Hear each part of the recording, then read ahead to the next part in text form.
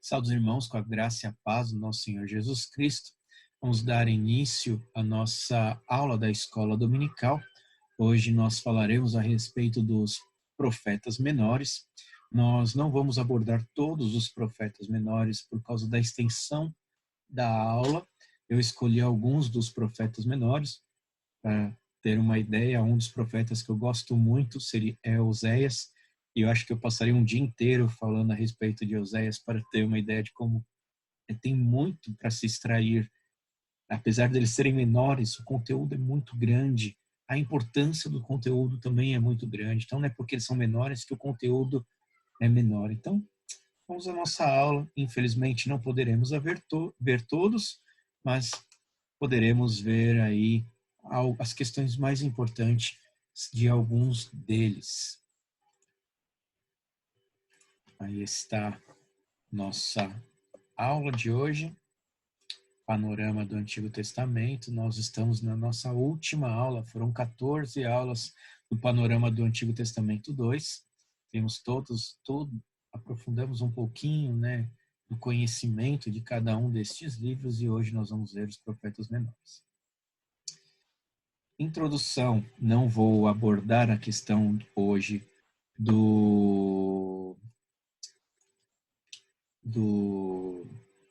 de quem escreveu os livros, da autoria e do período em que foi escrito, mas vamos, para que a gente possa acompanhar e ver o máximo possível desses profetas. A mensagem de juízo, encorajamento, maldição e bênção enchem as páginas desses mensageiros divinos. Joel advertiu um povo rebelde de uma invasão inevitável e falou do vindouro derramamento do Espírito. Miqueias implorou ao povo que se arrependessem de suas violações da aliança, fazer o que é justo, amar a misericórdia e andar em humildade. Abacuque perguntou a um Deus soberano o porquê dele permitir que a miséria se espalhasse e o perverso prosperasse. Mensagens muito importantes também para os nossos dias. A distinção entre os profetas maiores, como já foi dito anteriormente, e menores, é o tamanho do livro e não a sua importância. Como eu falei, profetas menores, mesmo que tendo livro pequeno, seu conteúdo é muito denso, é muito profundo, e daria para ficar o dia inteiro falando a respeito da mensagem destes profetas, da profundidade, da importância teológica para as nossas vidas com relação a cada um deles. Por isso, vou falar brevemente deles, e isso mostra para nós a importância desses profetas e não porque eles são menores que eles são menos importantes. Os profetas maiores, Isaías, Jeremias e Ezequiel, têm livros maiores do que os profetas menores. Oséias, Joel, Amós, Obadias, Jonas, Miqueias, Naum, Abacuque, Sofonias, Ageu, Zacarias e Malaquias. Nós vamos ver apenas alguns desses daí. Não veremos todos, infelizmente. Tanto os profetas maiores quanto os menores têm igual importância de inspiração. Ou seja, são profetas que escreveram inspirados por Deus. Seus livros são inspirados por Deus. Ou seja, todo o seu conteúdo, ele é de grande importância para o povo de Deus. Não há erros históricos, não há erro algum. Eles são inerrantes. Ou seja, ele conduz o povo à presença de Deus porque foi transmitido pelo próprio Deus e chegou aos nossos ouvidos, chegou às nossas mãos da maneira que Deus gostaria que chegasse às nossas mãos. Então, eles não são menores de importância e de valor. Eles são de igual valor como toda a Escritura, do começo ao fim, de Gênesis a Apocalipse. A importância é a mesma, pois são inspirados por Deus. Um tema muito popular no livro de Joel é a respeito do dia do Senhor. Nós vamos perceber ali pelo texto de Joel 2:1-3 como a importância do dia do Senhor. Veja como diz Joel: tocai a trombeta em Sião e dai voz de rebate no meu santo monte. Perturbem-se todos os moradores da terra, porque o dia do Senhor vem, já está próximo. Dia de escuridade e de densas trevas, dia de nuvens e negridão. Como a alva por sobre os montes, assim se difunde um povo grande e poderoso, qual desde o tempo antigo nunca houve, nem pois dele haverá, pelos anos adiante, de geração em geração. À frente dele vai fogo devorador, atrás chama que abrasa. Diante dele a terra é como o jardim do Éden, mas atrás dele um deserto assolado, nada lhe escapa. Então veja, dia do Senhor é um dia de escuridade, densas trevas, dias de nuvens e de negridão. Então, para você ver o drama que é colocado nas palavras para demonstrar o que vai ser o dia do Senhor. Joel descreve uma cena de grande sofrimento e de uma perturbação não local, como nós temos nos nossos dias. Nós temos perseguições ao povo de Deus, nós temos calamidades acontecendo em locais, em questões localizadas no globo terrestre, né, geograficamente. Apesar de, nessa época, nós estarmos passando já por uma pandemia que ela abrange o mundo inteiro. O mundo todo está sofrendo com esta pandemia. E é justamente o que Joel traz com relação ao dia do Senhor. É um dia de perturbação cósmica, ou seja, não é só localizado, mas vai abranger o todo da criação de Deus, esse dia do Senhor. Não estou com isso fazendo uma relação de que a pandemia já demonstra aí que o fim está próximo, apesar que Cristo sempre nos chama a estar vigiante, porque é próximo, todo momento é próximo, nós devemos estar sempre vigiantes, mas eu não quero relacionar a pandemia com a volta do Senhor, pois há outras questões envolvidas que precisam acontecer, que trarão, então, a vinda do Senhor Jesus Cristo, que acabará culminando no retorno de Jesus Cristo e no arrebatamento da igreja. Mas aqui eu estou querendo falar do dia do Senhor, como Joel demonstra que esse dia vai ser um dia de grande sofrimento, de uma questão cósmica. Só que, ao mesmo tempo que vai ser um dia de grande sofrimento cósmico, de toda a criação estará abalada será abalado com esse dia, Joel emite um chamado a arrependimento para evitar o desastre, para que o desastre não seja maior. Então ele diz: ainda assim, agora mesmo, diz o Senhor, convertei-vos a mim de todo o vosso coração, e isso com jejuns, com choro e com pranto. Rasgai o vosso coração e não as vossas vestes, e convertei-vos ao Senhor, vosso Deus, porque ele é misericordioso e compassivo, e tardio em irar-se, e grande em benignidade, e se arrepende do mal. Aqui é muito curioso quando nós vemos Deus falando, né, dizendo para que Joel diga: convertei-vos a mim de todo o vosso coração, isso com jejuns, com choro e com pranto. A ideia aqui é mais ou menos, todos nós que sabemos como são crianças, e alguns momentos da vida da criança, elas têm vontades e elas querem fazer a vontade delas, e mesmo que os pais digam que não, elas continuam indo lá. Aí a gente vai lá, pega o chinelo, dá a chinelada, ensina a criança ali que não deve fazer aquilo, chama atenção, tira ela de perto, mas no coração dela não mudou. Ela mudou o comportamento, ela pode parar, ela pode não ir mais atrás daquilo que ela deseja, mas no coração dela a vontade continua sendo a mesma. Ela não faz por medo. E aqui é exatamente isso que o Senhor está dizendo para Joel falar ao povo, para que ele converta-se ao Senhor, para que o povo se converta ao Senhor de todo o coração. Ou seja, a vontade do povo não é de continuar no pecado, mas de fazer a vontade do Senhor. Por quê? Porque pode ser que com o aviso do dia do Senhor, o povo faça o quê? O povo simplesmente pare de fazer. Mas a vontade dele continuaria de fazer o que o coração pede. O que Deus está falando aqui é que o coração deve estar convertido ao Senhor. Ou seja, a nossa vontade de fazer a vontade de Deus e não de fazer a nossa vontade. Não como uma criança que pare por medo, mas que pare porque confia nos pais. Porque sabe de que o que ele está falando, Deus está falando, é melhor. E se o que ele está falando é melhor, eu já não tenho mais vontade de fazer uma coisa porque eu tenho vontade o pecado, porque eu tenho vontade de fazer o que Deus deseja. É isso que Deus está falando: convertei-vos a mim de todo o vosso coração. Veja, e isso com jejuns, com choro e com pranto. Por quê? Porque nós vamos reconhecer que aquilo tudo que nós estávamos desejando, aquilo que tudo que nós estávamos buscando, aquilo tudo que eu tinha dedicado a minha vida era pecado. E que eu estava transgredindo a vontade de Deus. E isso, perdão, eu preciso de jejuns, eu preciso chorar do meu arrependimento, prantear, porque eu reconheço. Veja como é uma mudança no coração. Pois o coração reconhece que aquilo não é agradável ao Senhor, então ele se dedica agora a Deus. Por isso, rasgai o vosso coração, não as vossas vestes. O sinal de rasgar as vestes era um sinal assim de algo terrível estar acontecendo, então era para se humilhar na presença do Senhor, rasgando as vossas vestes, por causa de algo terrível. Mas aqui o nosso pecado é terrível. Então é o nosso coração que deve ser rasgado.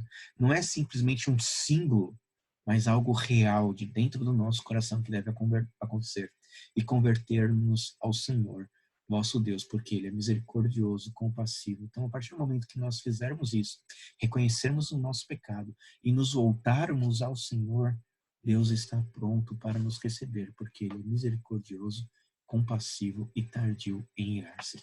Essa é a mensagem de Joel.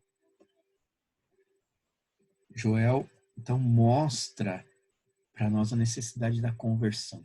E o Senhor promete trazer uma chuva temporã, ou seja, uma restauração e bênção se o povo se converter a Ele. E acontecerá depois que derramarei o meu espírito sobre toda a carne. Vossos filhos e vossas filhas profetizarão, vossos velhos sonharão e vossos jovens terão visões. Até sobre os servos e sobre as servas derramarei o meu espírito naqueles dias.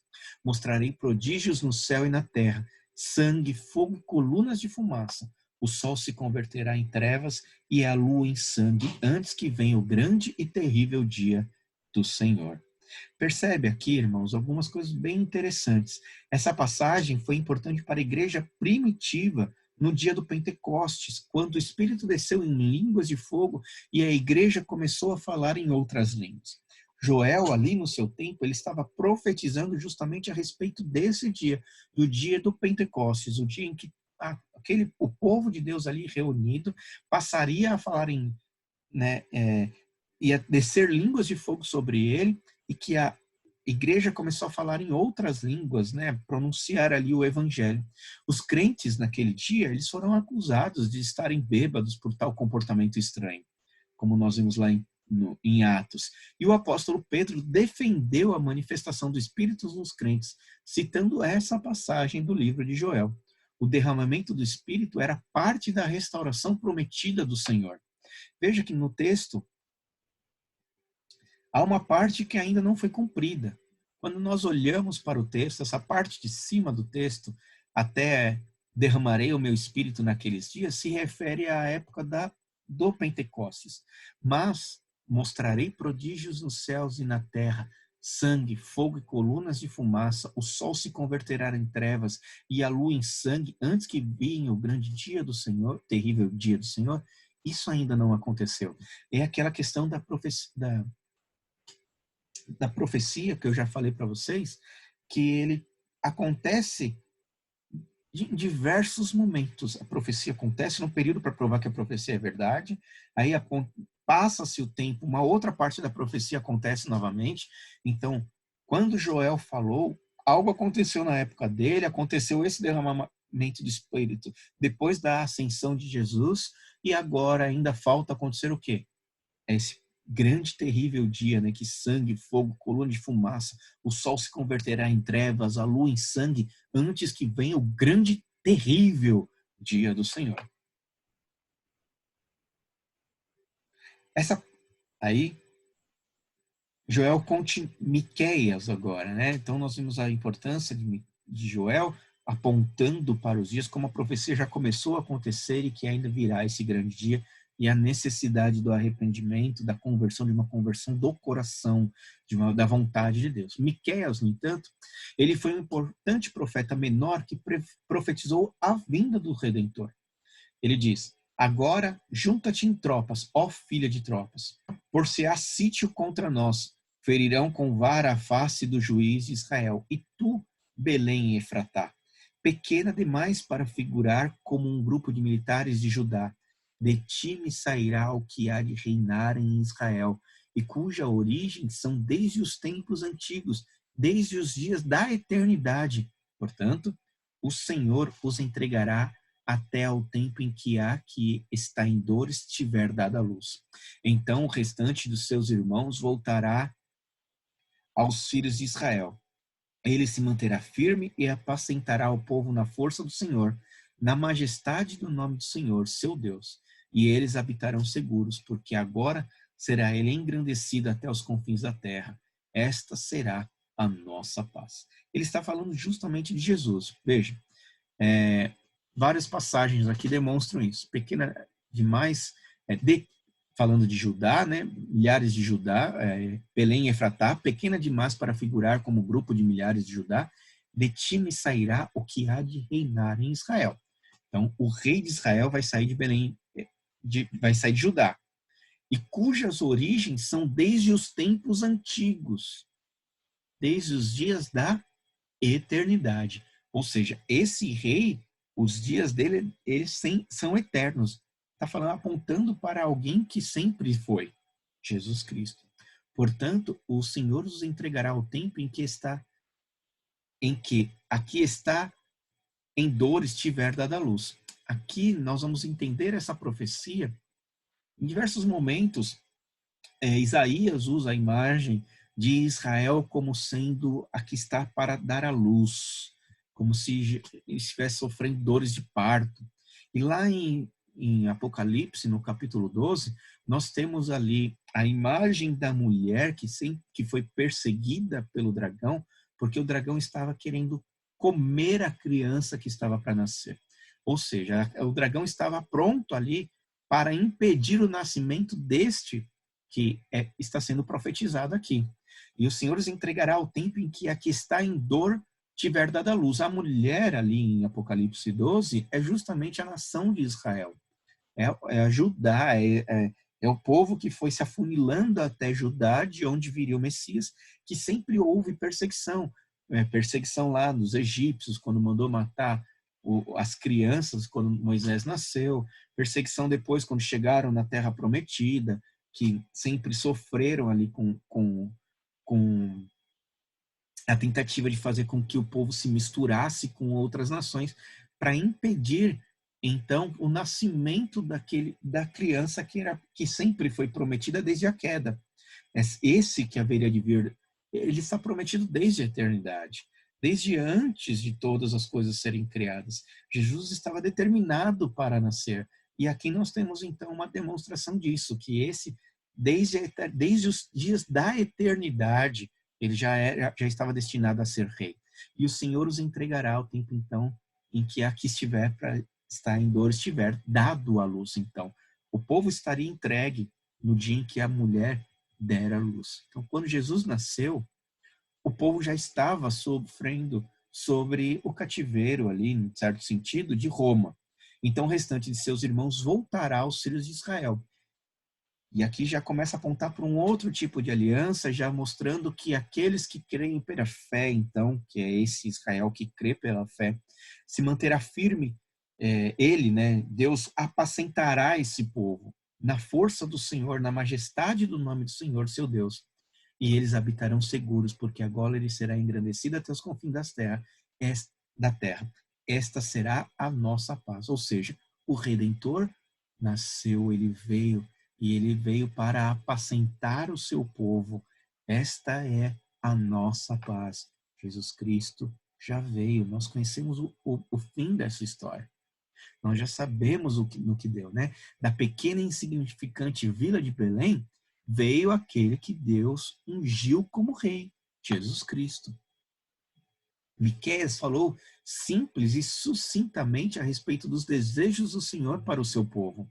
Ele te declarou, ó homem, o que é bom e que é que o Senhor pede de ti, que pratiques a justiça, ames a misericórdia e andes humildemente com o teu Deus. Foi simples, sucinto, direto. É isso que Deus requer de nós, o que é bom e o que é o que o Senhor pede de nós. Ou seja, devemos praticar a justiça, amar a misericórdia e andar em humildade. É o que o povo de Deus faz. Miqueias identifica o âmago do que Deus exige do seu povo. O homem é chamado a fazer o que é justo ou amar a justiça.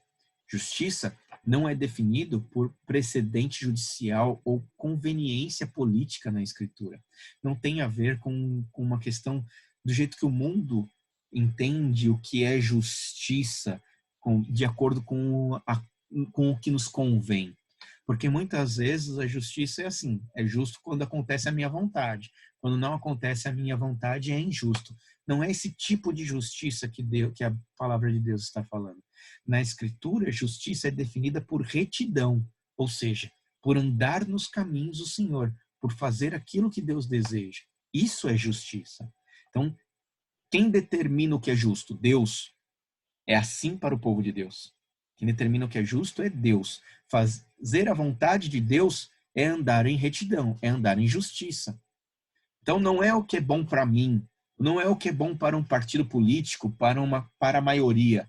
É o que é bom de acordo com a vontade de Deus. Isso é justiça. Porque uma maioria pode estar querendo algo que não seja bom aos olhos de Deus. Quando nós falamos sobre homossexualidade, como questões de gênero, por exemplo, as pessoas estão defendendo uma justiça com base no desejo e na vontade humana, tendo o homem como centro de todas as coisas. Não é isso que Miqueias está falando. O que Miqueias está falando é numa justiça com relação a Deus no centro de todas as coisas, é fazer aquilo que é bom e agradável aos olhos do Senhor, de acordo com aquilo que ele deixou estipulado na sua palavra. Na Escritura, então, justiça é definida por retidão, por fazer aquilo que Deus requer, não o que o homem deseja. O homem é chamado a amar a misericórdia. Outra tradução seria amar lealmente, fiel, ser fiel a Deus, né?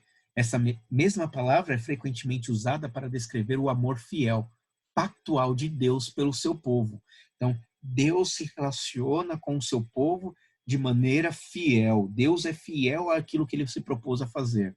E aqueles que estão em aliança com Deus também devem amar a misericórdia, ou seja, eles devem amar serem fiéis ao Senhor.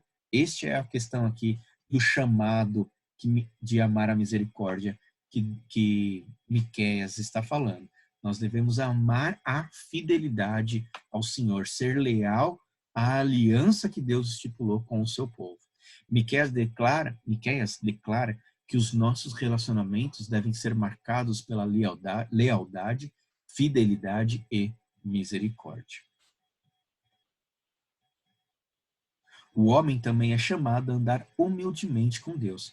Os cristãos são chamados a viver suas vidas inteiras corandeu. Essa palavra é uma palavra que ficou marcada, corandeu, pelos crentes, porque é o andar diante da face de Deus. É o andar justamente com Deus ali. Deus está vendo o que nós estamos fazendo e nós sabemos, nós caminhamos nessa certeza. Então nós estamos andando diante da face de Deus.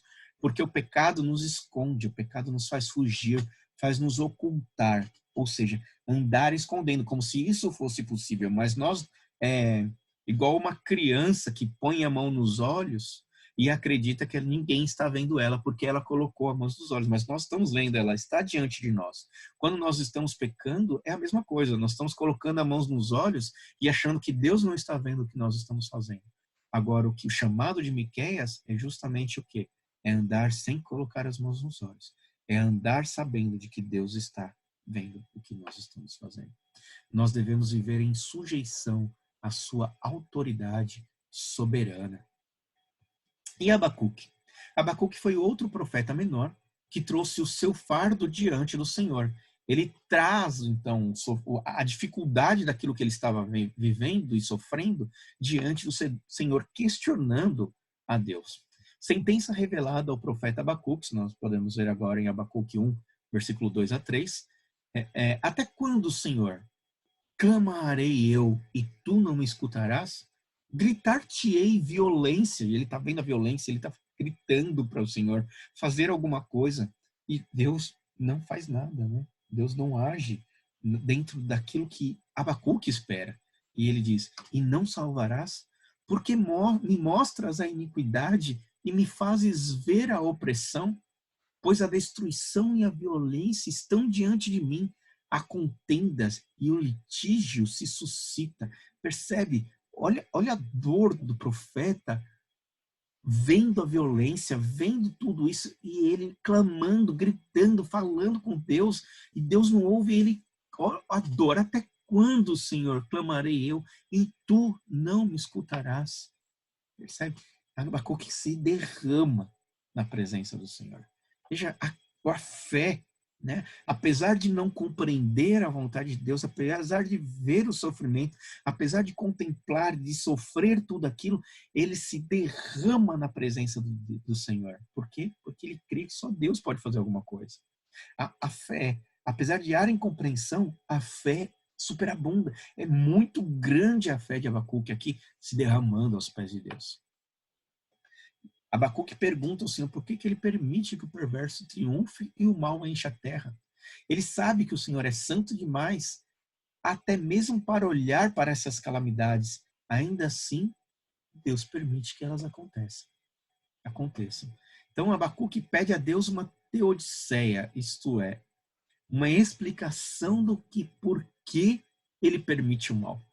Essa é sempre a pergunta de muitos, né? E ele está determinado a esperar por essa resposta. Por-me-ei na minha torre de vigia, colocar-me-ei sobre a fortaleza e vigiarei para ver o que Deus me dirá e que resposta eu terei à minha queixa. Nós estamos passando por esse tempo. Nós não sabemos de como o futuro vai se desenrolar, a crise política, crise na saúde, crise econômica. As coisas estão piorando a cada dia. O que o crente faz? O crente deve se colocar na torre de vigia. Deve ir lá, como Abacuque fez, clama, chora, se desespera aos pés do Senhor. E espera. Se colocar lá sobre a fortaleza e vigiar para ver o que Deus dirá e que resposta eu terei das nossas queixas, que nós teremos das nossas queixas. Abacuque nos ensina que apesar de tudo o que nós estamos vendo ser difícil, ser ruim, ser complicado e trazer dor, nós devemos esperar no Senhor. É fácil ficarmos impacientes e contenciosos, ou seja, arrumando briga com Deus quando ele demora em cumprir as suas promessas, né? Tem gente que se afasta do Senhor completamente porque acontece no tempo dele as coisas, né? Ele fica olhando mal e Deus não faz nada e acaba achando que o Senhor não está nem aí. O Senhor me respondeu e disse: escreve a visão, grava sobre as tábuas, para que a possa ler até quem passa correndo. Então, imagina, deve ser escrito bem grande, para que a pessoa que está passando correndo possa ler. Porque a visão ainda está para cumprir-se no tempo determinado, mas se apressa para o fim e não falhará. Se tardar, espera-o, porque certamente virá, não tardará.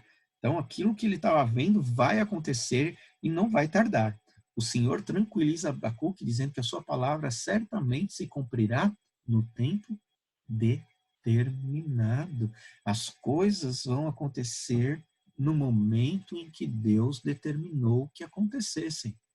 Então, nós estamos passando por isso agora porque Deus determinou que assim fosse. E isso vai passar no momento em que Deus determinou que isso termine.